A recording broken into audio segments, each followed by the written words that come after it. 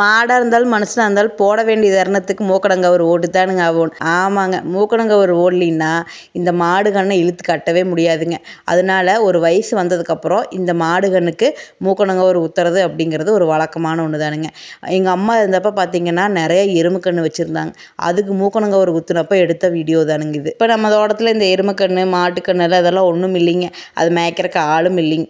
எல்லாத்தினாலையும் இந்த மூக்கடங்கவர் குத்திட முடியாதுங்க. கரெக்டாக அந்த நேக்காக குத்த தெரிஞ்சவங்க தானே குத்தணும்.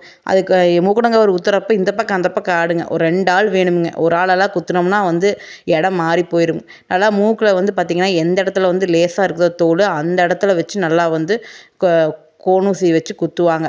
குத்தி இந்த பக்கம் இழுத்து பார்த்திங்கன்னா அதுக்கப்புறம் இழுத்துட்டு ஒரு செலவாந்திரம் சொல்லுவாங்க.